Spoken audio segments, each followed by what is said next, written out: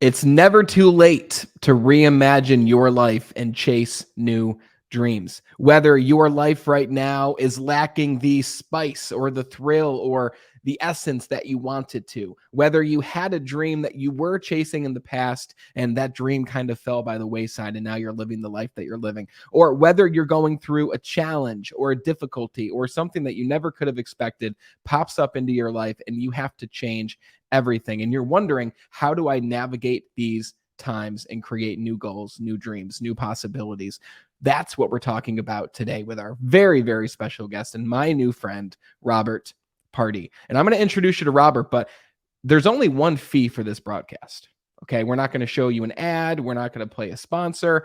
All that we ask is that you share this show with just one other person who could use this information and hear Robert's story today. If you find any value, share this show with just one other person. You're the reason the show has grown how much it has, and I'm grateful to you for being the best part of the Be Better team. So let's talk about possibility in action. Let's talk about recreating your life, reimagining your life, and creating new opportunities for it with Robert Pardi. And for those who don't know Robert, he's all the way in Italy, and he is one of those rare individuals who embraces change and lives by a philosophy he calls possibility in action. He's a 3-time author, an international keynote speaker, a transformational life coach, and also an adjunct professor.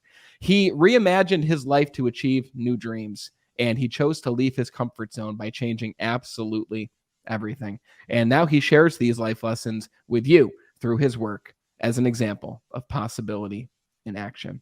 Robert, it's a pleasure to have you here, brother. Thanks so much for joining us. So great to be here, Brandon. And for sure, new friend. I can't wait to get to know you even better. But yeah, I'm thrilled to be here. I'm thrilled to have you. And it's cool how we met because you saw an episode of the broadcast, I think, with Jason Hartwood on happiness. Yes. And you reached out to me on LinkedIn, which is super cool. It just goes to show the power of networking and connecting and meeting new people. And we talked for a long time on our first call. Like usually when I meet new people and we're networking, it's like 15, 20 minutes and we hear about each other. We learn about each other's story. But you and I, we spoke for like an hour and a half that day. And It didn't feel like that though. Like it flew by. I felt like I've known you for a long time. I love your story. And I was like, we got to have you on to talk about your story. So it's been a pleasure knowing you so far, sir. Same for me. Thrilled to be here. Loved the episode with Jason, which actually like opened up Pandora's box and I started going in a little more. Though I have to say the intro that we just watched, I didn't know you had such a beard way back when. I saw that beard. I'm like, wow, you were really rocking it at that point. I'll tell you, it's a lot though. And for those who have a beard and they're thinking, should I let it grow? My answer is if you can grow it, you should grow it at least once. I had a friend of mine, or I have a friend of mine who has a long beard and he rocks it. He looks so good with it. And I tried it. I grew it out. I grew it out pretty long, but it gets to the point where it's like, this is too much. Listen, I don't have hair on the top as it is, so I already have an easy routine in the morning. So I didn't want to take 30 minutes every single day to, fashion it and do all the cool things with it. So I keep it simple now and I buzz it down. But you're right. I probably should redo that intro now that the long beard doesn't exist. Yeah, I was like, oh. So let me ask you this question. Sure. Okay. You are living in Italy, which is awesome, but you weren't born in Italy, right? You moved there, in the recent chapter of your life. You're a coach helping people worldwide through many different facets. You're a professor over there, an adjunct professor, like quite the life that you've created for yourself. And that's not just a life that happens by accident. So my question is, when did you imagine this chapter of your life and when did this come to fruition for you? It's such a great question. And you called out something that's really important, is that it just doesn't happen, right? This is all like about intentionality.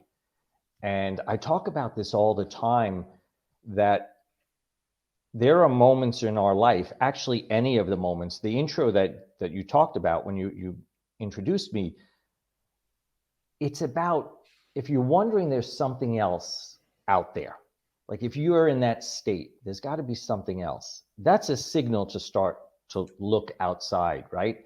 So basically this chapter of my life started after my wife passed away from metastatic breast cancer. And One of the things I learned and I talk about is loss. When we really break loss down, loss is definitely a measure of the value we put on that which we don't have anymore. Hmm. But even underneath that is loss is a lack of self and security. I'm a big acronym person. So the self aspect is identity.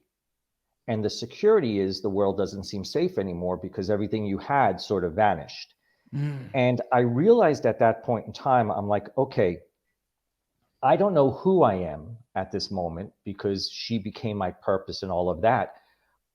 But who would I like to be? What would I like to live? And a lot of times we look at things about, okay, I want to have this, I want to have that, and I want a house, I want this car. We don't break it down into what do I want to feel?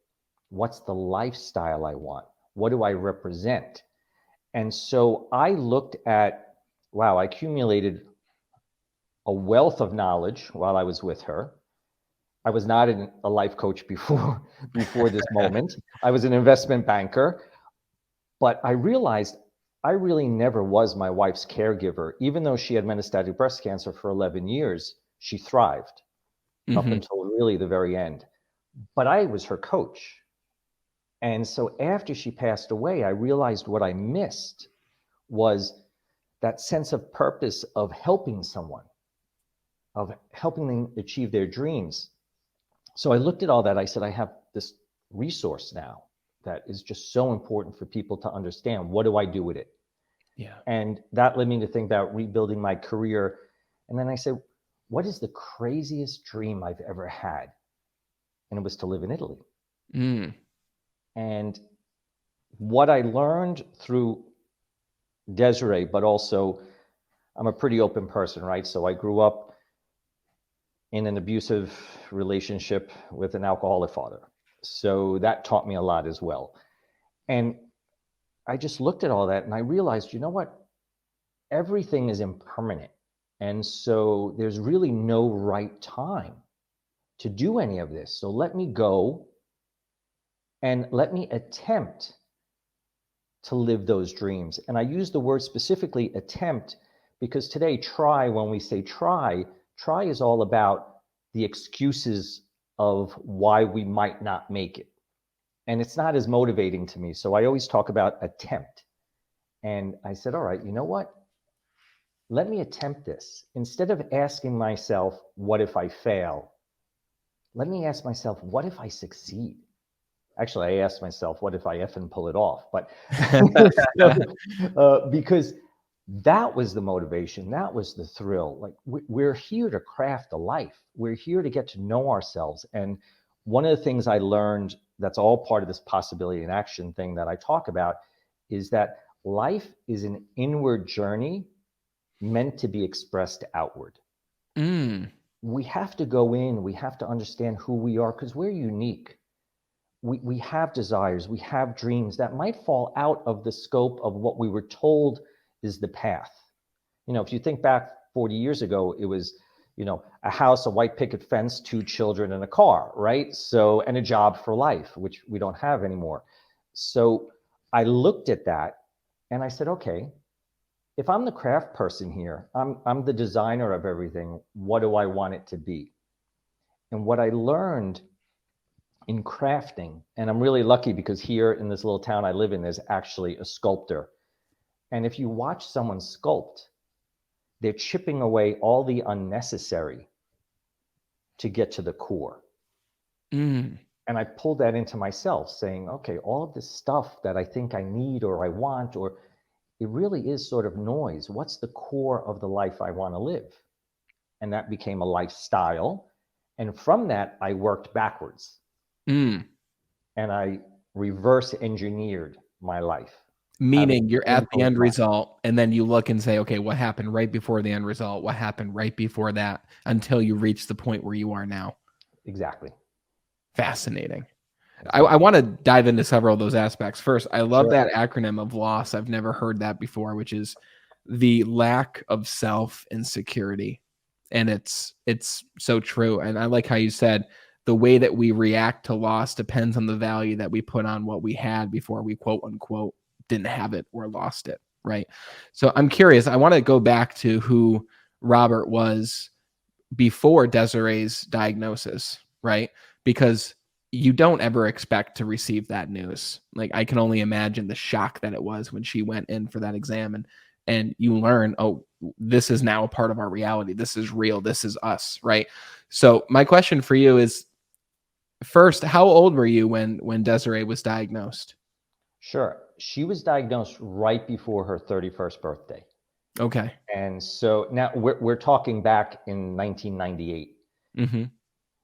There's no fault here whatsoever, because back then, a woman that had a lump in her breast, who was young, who didn't have a family history, who had cystic breasts, was not really going to undergo a biopsy or a scan, because it just wasn't known as it is today. Unfortunately, there are many young women in their 20s that are diagnosed with breast cancer, which is shocking.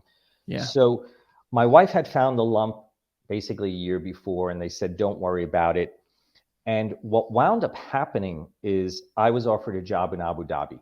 So this is the investment banker, Rob, right? He goes out there, and she was doing a PhD. So she was in the MD PhD program at Mount Sinai, and she was finishing up her PhD. And she said, take the job, because as soon as I finish my PhD, I can take a sabbatical before I finish the MD and come out and live there with you. So when she came out to live there, you have to go through a medical screening to get a visa to live in the UAE. And I said, well, why don't we just get, that lump checked as well? And they decided that they should do a biopsy. And as you said, that's when everything changed. And I love how you said, for us, like, our life changed. It was something that we approached as a team. My wife was she was brilliant. She was beautiful. She was amazing. She was also very set in her beliefs. And something I learned from her is to always do your best.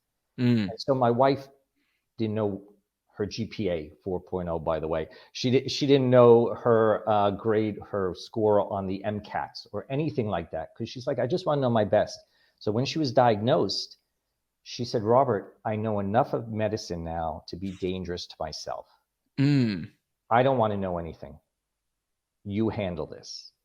And that was the gift I was able to give her. It taught me a lot about purpose and my own definition of purpose now, which I teach and I incorporated into my life. And so for those 11 years, I was the go-between between her and the doctors. And it worked very well, but it was an us situation. She never dealt with it alone. I never dealt with it alone. We went into it together. She was very specific about what she wanted. So before that, I was this investment banker. Honestly, it was not ever a passion, but because of my childhood, as a kid, the only thing I could think that was ever going to save me was money. Mm.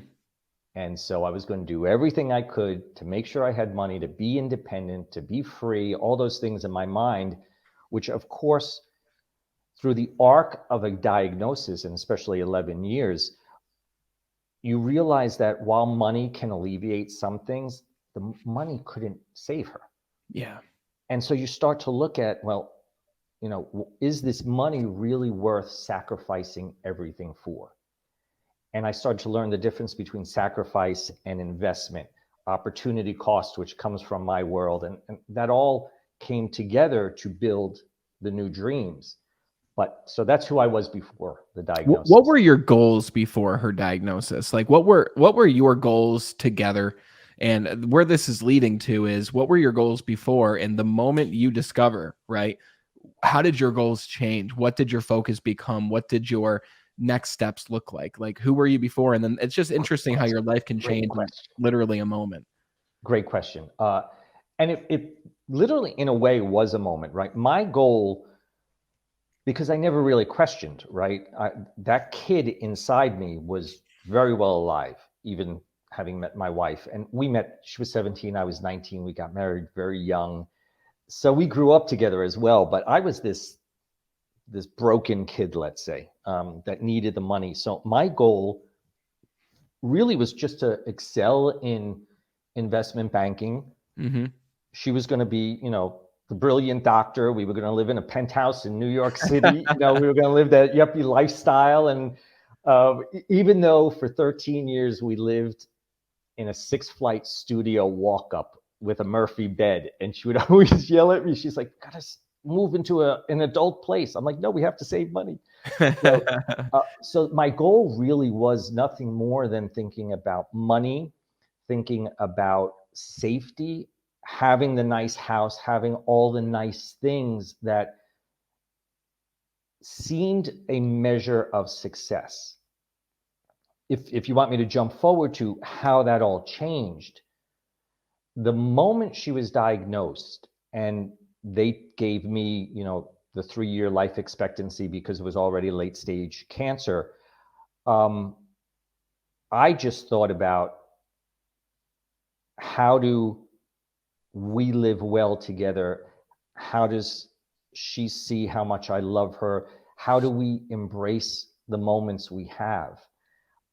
It became, from one day to the next, it was this long-term goal of making sure we're going to retire and travel when we're older and everything else, to, wow, the present moment, Yes. living well now. What does it mean? How do we achieve that? And that was the big, big shift.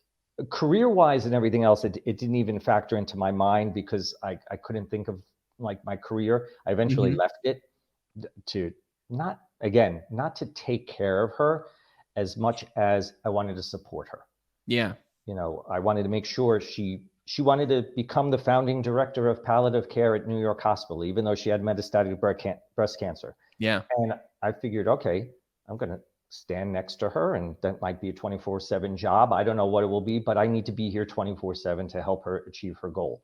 And she Yes. did become the founding director of palliative care at New York Hospital. Unbelievable. So that experience really shifted my focus. Goals are extremely important. Of course, they're extremely important.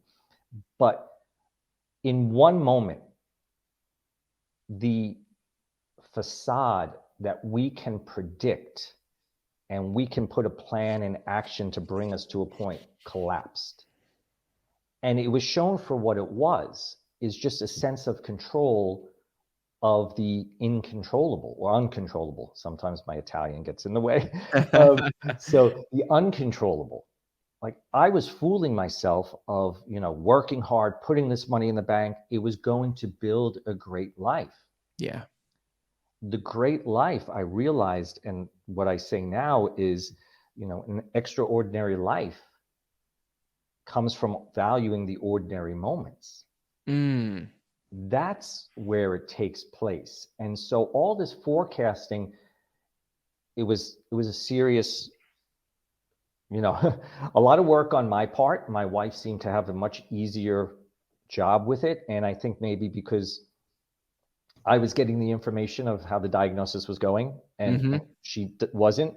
Of course, we had to take out part of her liver, so she understood that. And as she got weaker towards the end of her life, she knew it wasn't just in her liver anymore, even though I Yes. kept saying that. But I think what I realized about surrender, which is so important, is to let go of believing I know what the outcome is going to be of my actions. I can only, and this comes sort of from Desiree as well, I can only do my best in this moment. The iteration of what that will be in the future, I hope is the path I'm thinking of, but I don't know that. Yeah. And I have to walk away from that. And that's a very stoic thing as well. I don't know if you read Stoicism or you know anything about Stoicism, A but little bit. the whole archer, they use the idea of the archer, that the archer, once they let go of the arrow, I joke all the time, a bird can come down and like take the arrow and fly away. But, there could be a gust of wind. There's a million different things that can happen. So they can only take aim and do their best to shoot at the target.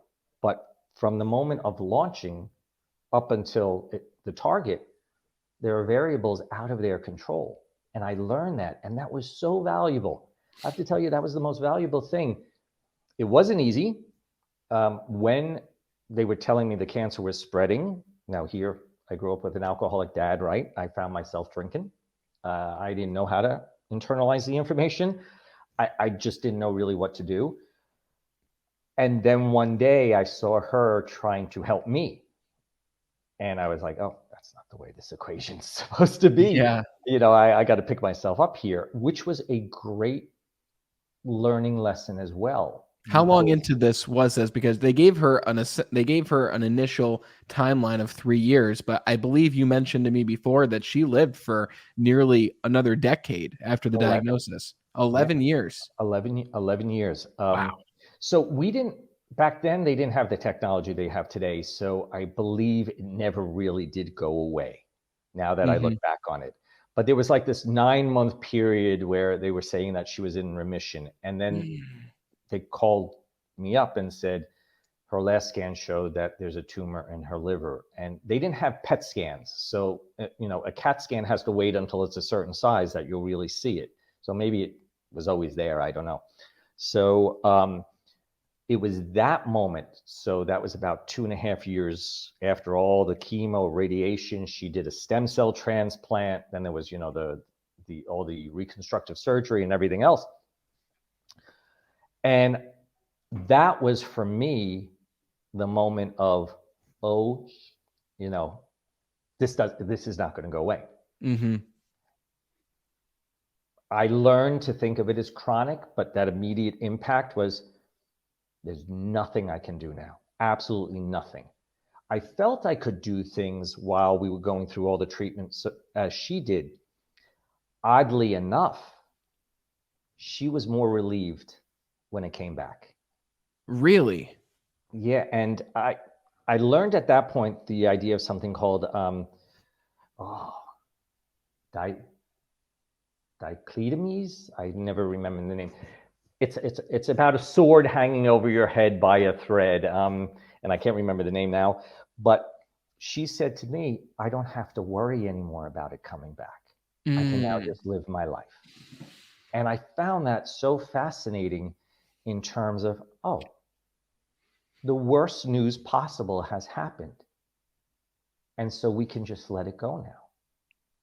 We can just say this is part of life. And what was so amazing in that instance is we had an amazing conversation. That's one of the things I miss even now. I mean, she and I had these conversations that really created intimacy, which is incredible. But we had this conversation of, okay, cancer is now part of our life, but it's not going to be what defines our life. It is going to be contrast and accent color in a painting, whatever metaphor you want to use, that reminds us of things, but let's not focus on it.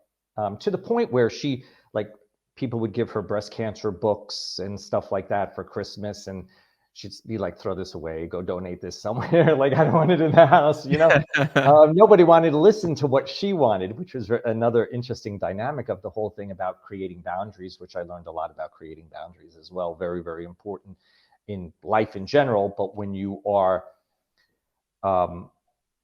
confronting turbulent waters in your life, it's very, very important to make sure you set boundaries so you can deal with things the way you need to. Yeah. So that was at that period. And it was about a 2-month period where I couldn't stop thinking. I was having dreams of, and this is crazy, I was having dreams of being Superman, but I couldn't really fly. And I kept scraping my belly on the asphalt. Because I knew there was nothing I could do. Funny enough, what I realized is there were a million things I could do, because Wow. it was about keeping us focused. It was about enjoying those ordinary moments. It was about living, Yeah. not worrying about that future event. Let me ask you this in regards to the ordinary moments and making those moments extraordinary. It's very, I want to say this the right way. It's easy to say that as someone who's gone through this experience when you're now thrust into that world where You have options, but that's the best option. If this Robert, who's been through this experience with Desiree, went to the Robert before this experience began and said, "Hey, Robert, I'm not going to tell you what the future holds, but all I'll tell you and the advice that I'll give you is make these ordinary moments extraordinary and really take the time and spend the time now. I know you're thinking about the future. I know you're thinking about retirement and all the things that you want to accomplish with your career, but enjoy this moment now and spend time in this moment now." Would that Robert, do you believe that Robert would have received that message? And the reason I ask this is, how can we convey that importance to somebody who's not going through this life altering challenge? Great question. I'm not sure necessarily if that Robert would have understood. But this is where you start to get into the conversations of, if you are living in the future, if you are waiting for that Instagram moment, if you are sitting on the couch with the person you love and the TV is on and you're scrolling through Instagram and you're not having a conversation, what is that costing you? So you start to understand the ordinary moment is to understand two things. What is the value of that ordinary moment? And what would you miss if the ordinary moment wasn't there? And this is when people talk about gratitude, one of my things about gratitude, I was going to say pet peeve, but it's not a pet peeve because gratitude is so important. But if you don't connect to the loss of the item, you'll never really feel deep gratitude, in my opinion. It's nice to list the three beautiful things, oh, yes, I love my cup of coffee. I love this. I love that. Okay, well, what if you were never able to drink coffee again? That's going to remind you how valuable that You would ordinary cup enjoy of those sips a lot more, the last coffee. sips. Exactly. Yeah. And so that's where, in terms of getting the old Robert to think about that, and what I would do with my clients is we talk about actually the things that are lost in the moments that you're not present in that moment. Those laughs of somebody you love. It could be the last time you hear that laugh, right? I was talking to someone the other day that was really against getting a hearing aid because it meant they were getting older. And his daughter's getting married in a year. And I said, do you want to miss that moment when you're walking your daughter down the aisle and she whispers in your ear, "I love you," and you don't hear it? Wow. That moment, those three words at that moment are so valuable. And it's an ordinary moment, right? It's not extraordinary. It's not a 5-star hotel in the Maldives or something like that. It's just life. But would you want to miss out on that? Wow. Yeah, the reason I ask is because, like you said, we're so future focused until that moment happens, where it's inevitable that most of us will have a moment similar to that, whether it's cancer, whether it's losing the job that we've attached our identity to, whether we have a business and the pandemic happens and it's no longer here, where we experience that sense and the loss of security and self, like what you said. So it's very fascinating to ask questions like that so we can begin to understand and apply those principles of living now rather than when we must in the future. Now, the time comes where Desiree passes away and we have Robert now, where the last 11 years was you taking care of her, right? And designing that lifestyle and learning so much through that process.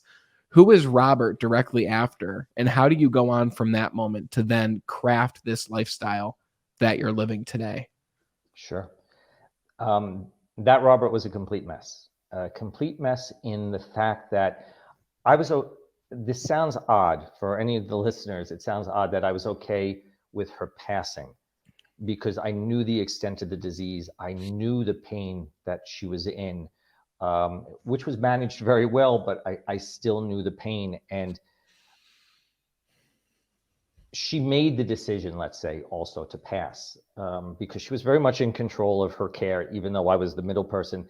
And she said to me while she was in the hospital, "Robert, I'm tired." And I said, okay, baby, rest.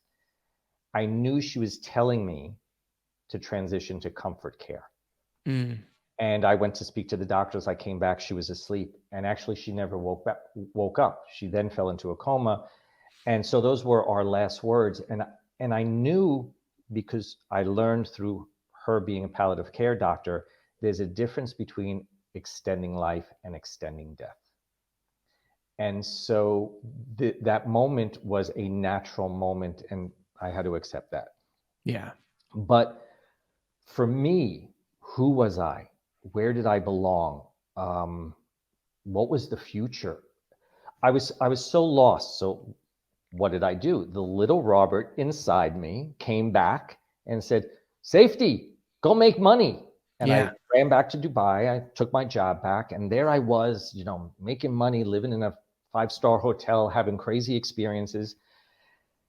And I was uncomfortable. Mm. There was a discomfort. And I finally asked myself the question. I wasn't a life coach at that point, but I had learned to be very introspective because I've always been a journaler. But with Desiree, I journaled a lot. And I asked, what is this discomfort inviting me to look at? And I actually think of it that way when I talk to myself, as being invited. If you're envious, that emotion is important. It's inviting you to something. And normally what that's saying is that you feel you're missing out on an experience. And then if you think about it, that experience might be crucial to the image you have in your mind that you don't think you can live. Mm. That's why you feel envious.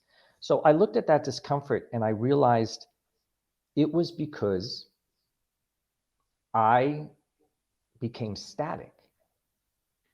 And that's like the sentence of death for me. And actually, to tell you the truth, I believe there's two states. There's either evolve or decay in life. Mm. Mm-hmm. If we're static, we're decaying because life is moving forward. So static is decay. It's just packaged a little differently. Yes. I realized I was becoming static, and the discomfort was also, wow, I'm the survivor. I'm here to live. So what does that mean to me? What do I want out of life? And I started looking at many different things. One of the things I do with my clients is, the bigger the loss you suffer, the bigger the hole in your life. Mm-hmm. And you're not going to find something to fill that hole. But you can find small little pebbles you're going to put inside that hole, and eventually it's going to fill up. And that comes, in my opinion, from daydreaming.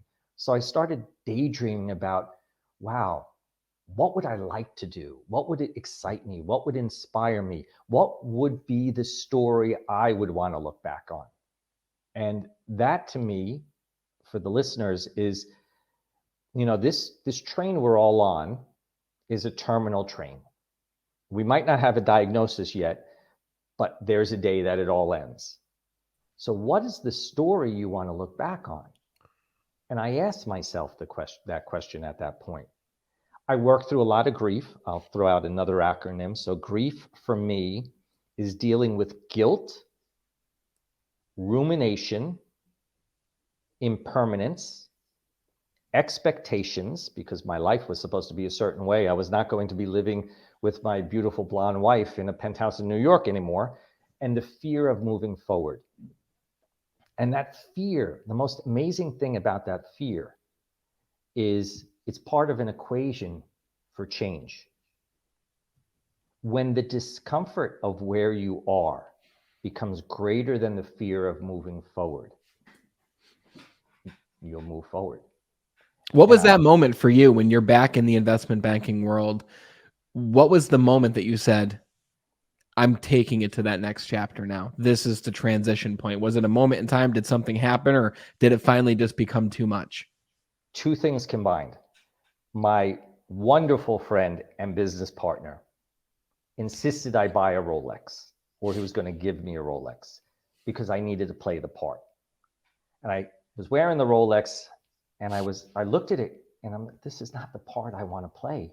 Mm. So that was, it was almost like getting a bad tattoo that someone asked you to get. It's like, wow, I didn't design that. I didn't want that. There it is. And I'm like, this is not the role I'm supposed to be playing. Now, my wife's last birthday was spent in Rome and India. Now, this is hysterical that I'm going to say this, but one of her favorite books was Eat, Pray, Love. I Mm. never read the book, but the movie was out. And so this was 2010, maybe. I don't remember exactly, but so I went to the movie theater in Dubai to see it. The first scene is Rome. The second scene is India. I'm hysterical crying in the movie theater. And I decide to go to Italy. I just said, you know what? I'm going to take a vacation. Something is telling me I need to go back to Italy. I need something real Yeah. because the Rolex everything felt so fake. And I landed in Italy and I felt joy again. Wow. I smiled. It was like, yeah. And it wasn't because it was Italy or that I have Italian roots. It was, yeah, Robert, you're meant to be the adventurer in your life. Go out, be the adventurer. Yeah. That's what it was. And then I started fantasizing about building a life in Italy. What would it take? I didn't have citizenship. I didn't speak the language. I didn't know anyone. Go back to Dubai and talk with my business partner and said, I'm leaving. Wow. Took my 2 suitcases because I donated and sold everything when I was in New York because we were living in hospital housing. So I had to move anyway, because it was part of her job. And so I show up in Italy with 2 suitcases and I start teaching English for $8 an hour. Here with my Columbia MBA, yay! And people asked me about it, and I said, you know what? This is the best investment I can make. It wasn't a sacrifice to teach the English for $8 an hour. It was me, whether you want to say you're talking to the universe or whatever you want to say, I was declaring this is the next thing I'm pursuing. Yeah. Here I am. I'm the crafts person. I'm the adventurer. That all, when you take all that together, that all morphed into what is possibility in action, which Yeah. actually does, like the logo. I don't know if you could see it. It's this weird little like It's this cool. square thing. It matches your painting in the back. It actually, I asked them to match the color because Oh, I bought wow. in Rome. I fell in love with that. That's the only thing I joke all the time. If I have to move, I'm taking that because I really am attached to it. But if I have to leave it, I have to leave it. So it's about getting to a point where transition takes place, transformation takes place, and on the other Mm. side is that new adventure. And that's what I realized for me, and this is what I teach now, and I talk to people about, is that whole idea of the journey. Life is all about the journey, not the destination. But what is this journey we talk about? It's about the journey. Well, is the journey joy? Is it happiness? I think the journey is embracing curiosity. When we're kids, we are curious about everything, and the world just seems so wondrous. And here's a definite pet peeve, okay? How many people use the word wonderful, right? Wonderful, wonderful, wonderful. Okay, beautiful is full of beauty. Fearful is full of fear. Wonderful is not a synonym for beautiful or great. It's full of wonder, Mm. right? We've lost touch with what wonder is. And so I realized that journey really is the curiosity to see what's next. Yeah. Yeah. I think it's great too how you landed in Italy and you realize this is where I'm meant to be. And it's an important part of your story because you recognize that feeling of this is where I'm meant to be. You recognize that inner chatter of this is where I'm supposed to be right now. And even amongst not knowing the language, not having the job, you still packed up, you went there, you moved and pushed through fear, because I'm sure there was a lot of fears associated with that. And here we are having this conversation. And where in Italy are you located? Are you in Puglia? No, no, no. So Puglia. Puglia. Yeah, Okay. I used to say Puglia as well because we want to pronounce the letters like that. Puglia, that GLI is a Y sound. So I'm basically right in the middle of Italy. It's a region called Abruzzo. Okay. And so basically it's an hour and a half east of Rome and an hour west of the Adriatic Sea. Wow. And it just happens to be that part of my family was from here. So I came here to get some documents for citizenship. Very under the Tuscan sun moment, walked into a house that was abandoned, ruined. There were birds living in the house. They're telling me, oh, but you have to look at the view, but don't step on the balcony because it's condemned. It can fall. I'm like, yeah, I'm going to live out this house. You people are out of your mind. I look at the view and it's the National Park of Abruzzo, nothing in front of me. And I'm like, Wow. wow, okay, I feel special here. That thing about, because I want to circle back because it's so important. A few things, these life changes, it's mindset. It's not changing location. So when people are in this type of thing, it's just, wow, well, he picked up and he moved to Italy. That's what you need. No, it's the mindset of embracing the uncertainty, of the challenge, of the unknown, the curiosity, all of that other stuff. Italy for me was just always a dream as a kid. I have Italian roots. I knew all my I knew two great grandmothers and one great grandfather that were from Italy. The great grandfather that was here, I knew him. He died at like 96 or something like that. I don't know. No, And the grandmothers were in their hundreds. that's So a long time, that especially was a back long in that time ago. generation. Yeah, yeah. They ate well, I guess. I don't know. Um, but this idea of getting up and moving as well, or the English $8 an hour. Desiree and I did not have life insurance because she was diagnosed when she was very young. Um, I stopped working. We didn't have savings. It wasn't that, I could fall back on things to make it happen. It was more that I could move forward to make it happen. And I believed wholeheartedly that the worst thing that can happen was, okay, in my 50s, I'm going to go live with my mom, which would be sort of pretty difficult. So that is one of the worst things, right? If anyone ever remembers Everybody Loves Raymond, Oh yeah. she is Marie, 100%. And so I'm like, all right, these are the worst case scenarios. But do I want to look back and realize that I didn't attempt living that dream? Mm. And the beautiful thing is, if you let yourself be curious, curiosity breeds flexibility. The dream doesn't have to be exactly how you envision it. The dream at the end of the day is the feeling you're wanting to live. Mm. It's not necessarily the place or the stuff, it's the feeling. And for me, the feeling was to be, let's say, an example of possibility in action, to go out there and just live in the beauty of there's always a possibility of something. Yeah. And that was it. It doesn't necessarily mean I had to live in this place or in this country, or it was, those things can change. It's the feeling and that lifestyle you want to live. Yes. And I'm always fascinated how people go about showing others this way of living. So when it comes to your possibility in action, your philosophy, my question comes to, well, how do you show this to people, right? And I'm sure it's a bit, we covered a bit of it today with your story, and if you could go back to the Robert before everything, but specifically, you host retreats in Puglia, Oh right? yeah, yeah. Puglia, and it's for a week-long retreat, I believe.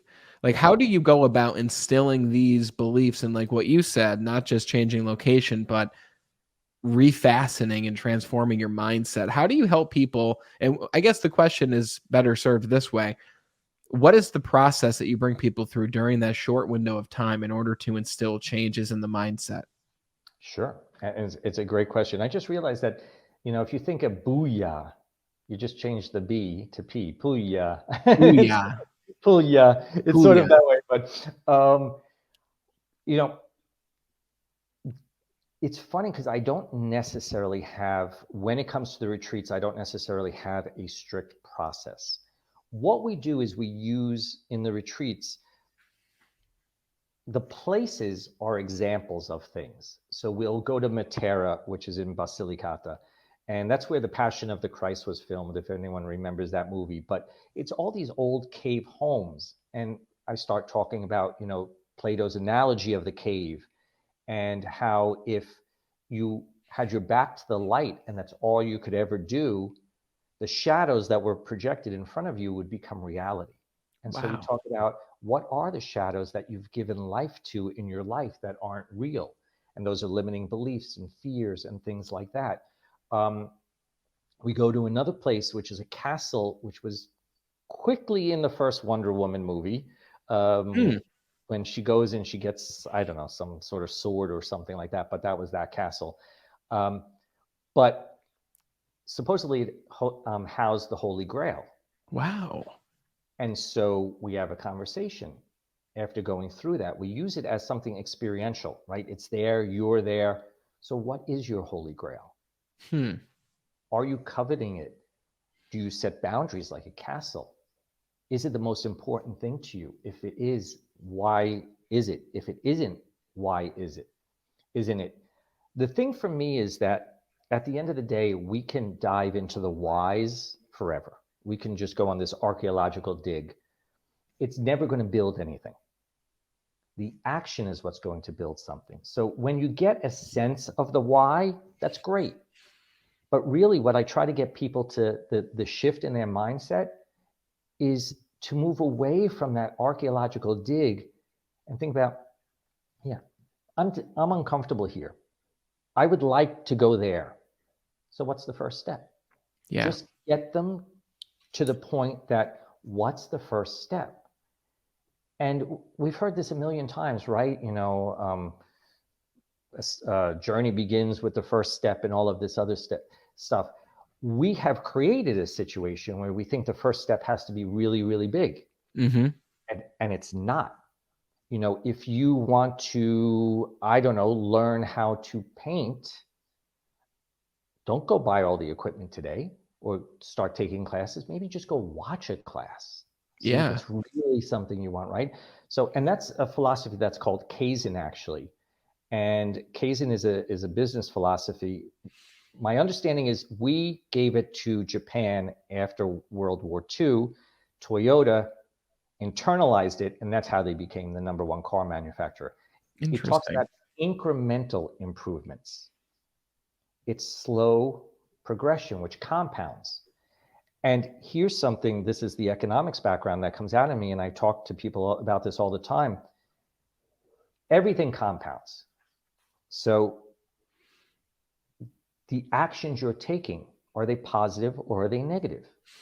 What are you breeding in the future? Then I talk about, when we talk about curiosity, I use something that's called a compass of curiosity.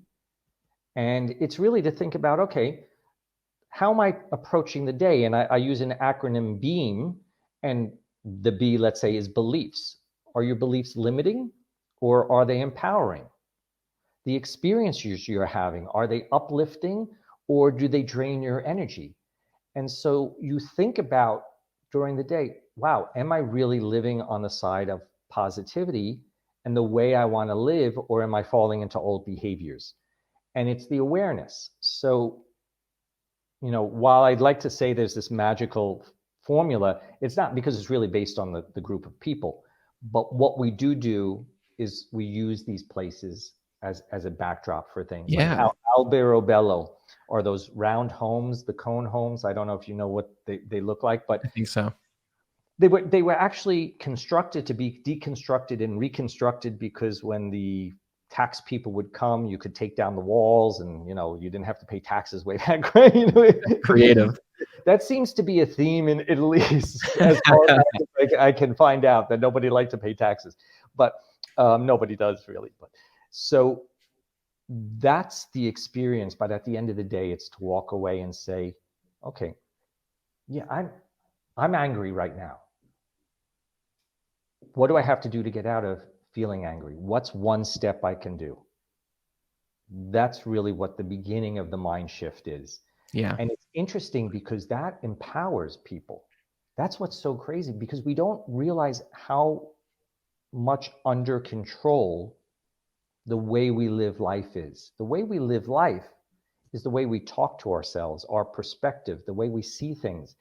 And so if we start to become more action oriented and realizing that we can chip away the unnecessary, or we can use cancer as a contrast color and not the dominant color in the painting of our lives, all of a sudden you really feel this power of, wow, life is here for me to use, not for me to be used by life.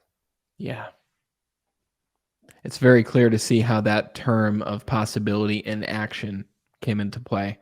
Mm-hmm. And you've done a great job in describing the framework in the short time that we spent together, Robert, because I know we could dive into each individual piece. But I think that this is a really good taste and a really good start of chip away at what's not necessary, right? Determine what are your dreams? What is it you want to achieve?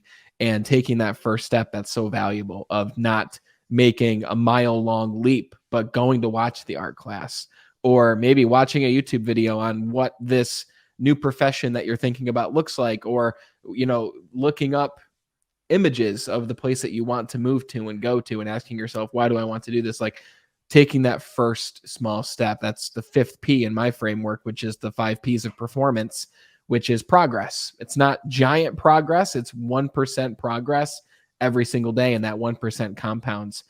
So for everyone listening, Robert hosts these retreats in Italy. It's a beautiful experience, right? Robert was like, listen, we don't even need to talk about this, but I wanted to because it's unique and it's really cool. And I've been to Italy once. I want to go back. Probably the next time will be to one of your retreats. So guys, there's a link in the description for you to check out Robert's retreats, as well as the books that Robert's written and all the other places you can find and follow him on social media. But Robert, this was a beautiful conversation. It was, I should say, a wonderful conversation because it was full of wonder, curiosity, new learnings. And I'm just grateful to know you as a new friend. And thank you for coming on the show. I am so thankful, really, and have enjoyed this so much. I'm going to add something to what you said. I know we got to jump, but when you said what you want to achieve, when you were talking about everything, I would love your listeners to think about not just achievement, but what do you want to feel? What do you want to feel? Because that's what your life is going to be all about, how you feel. I appreciate you adding that. It's so true. Thank you so much, Robert. Thank you. No matter what stage of your life you're in, whether you've asked yourself these questions before and you found one more insight to take it to the next level, or maybe explore that new part of your life that you haven't considered exploring, or if you're somebody who hasn't really asked yourself these questions, if you're somebody who is go, go, go, not quite sure what you're going for, if you're someone who, like how Robert described, is static at this moment in time and you're experiencing those feelings of discomfort, then you have a strategy now. You have a way forward. You have new questions you can ask yourself. You have new possibilities to expand in your mind, and you have many more opportunities to pursue. So the question again is, how do you want to feel? And what lifestyle will help you to feel and enjoy more of those emotions and feelings in your life? Thank you so much for watching. You know the feed. Just share the show with just one person if you found value. Links are in the description below to check out Robert's LinkedIn, his social medias, and most importantly, check out his retreats and his works of art, which are his books as well. Thank you so much for watching and listening. And as always, continue to be better.